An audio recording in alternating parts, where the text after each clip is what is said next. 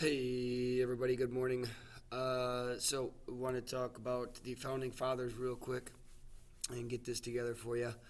Our first guy, August Comte, he's the founding father of sociology, as he is the one that developed a truly recognizable scientific form of sociology. It got it into the universities. His use of positivism, key terminology there, put more of a scientific spin on sociology and used the scientific method, which allowed people in the professors, the hoity-toities in the world of academia to accept sociology. Our next guy is Herbert Spencer. For him, he was right around the time as social Darwinism. He believed was, I'll show you a little pictures of these guys as well. Here's Comte, handsome young man. And then Herbert Spencer, look at the lamb chops on him.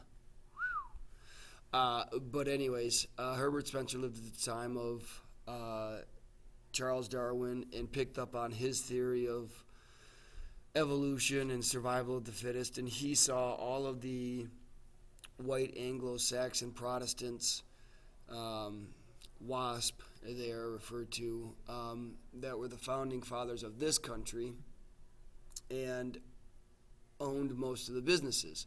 So during this time period, when you see all of these immigrants coming over to the country, they are different. They're Catholic. They're from Ireland. They're from Poland. They're from Italy. They weren't your normal people that had originally founded this country from Britain or Germany and that. And so Spencer, when he looked at it, he said, "My gosh, you could take all of these WASP and they make money under capitalism. They are doing very well. They own businesses. But if you take all the Catholics and the Irish and not the Protestants, the Italians, that you then have this idea of, they're failing. So there must be something genetically better about white Anglo-Saxon Protestants than Catholics or whatever." And he said that therefore, the Protestants are just better, and they will survive better under capitalism. All right. Here's our next guy, Weber, Max Weber. He's a good German sociologist, and let's see if we can get over here. And he enjoyed understanding behavior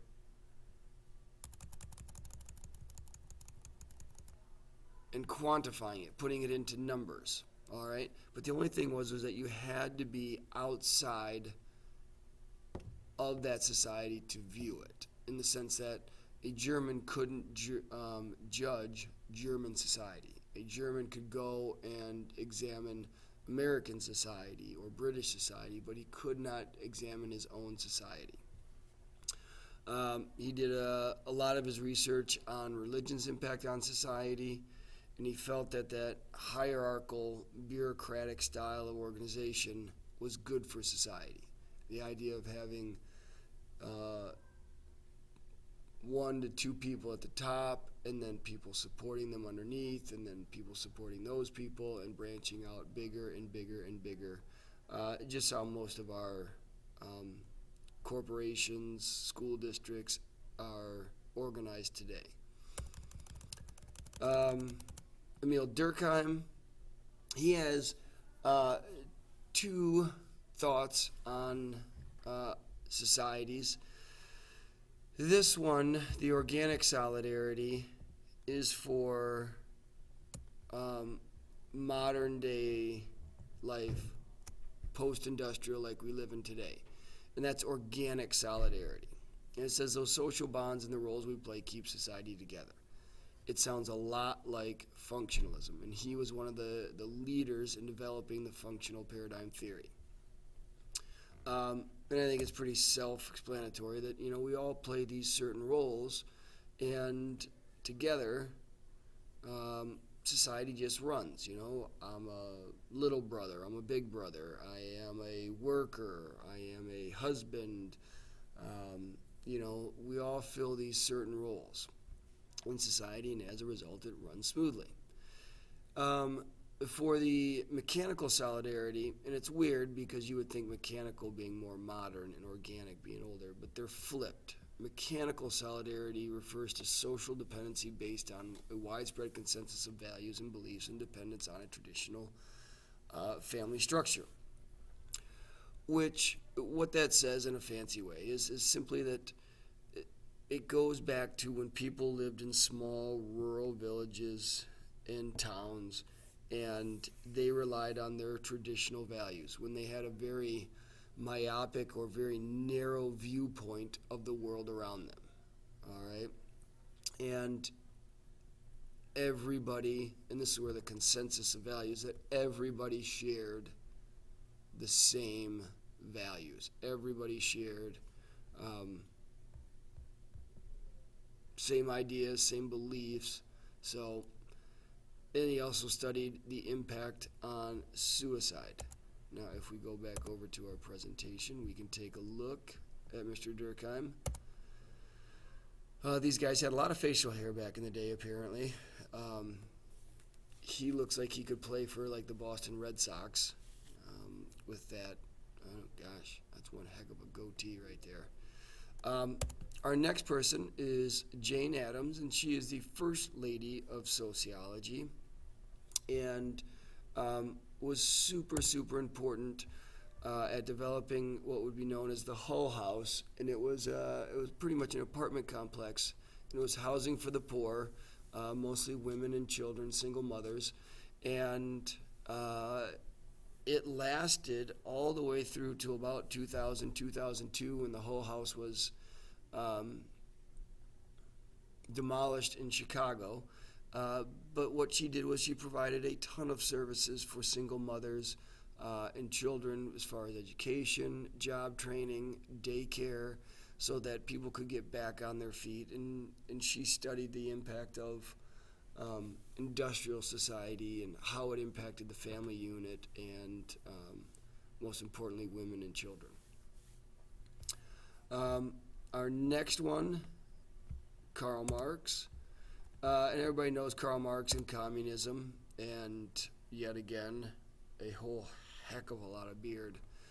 And this is Karl Marx is the guy that came up with the concept of communism, and who controls the means of production controls society. He is huge into class conflict, meaning that the world will always have wars, there will always be conflict between people, between nations, as long as that there is an inequity of wealth in society. So that is the class conflict, and he is pretty much the originator of the conflict paradigm theory that we talk about in class. Finally, George SIMMEL, he said that society was an intricate web of interactions. He's the father of formal sociology. Take a look at him here. A much smaller beard. He passed away just before 1920. So much of his work was done during the 20th century and was very instrumental. He and Weber were both German pals and had some very similar viewpoints and ideas on society and that. But he thought that our interactions with each other were so very delicate, and our occurrences shaped us greatly. So with that being said, thank you so much for hanging out with me. I appreciate it, and look forward to seeing you later. Take care.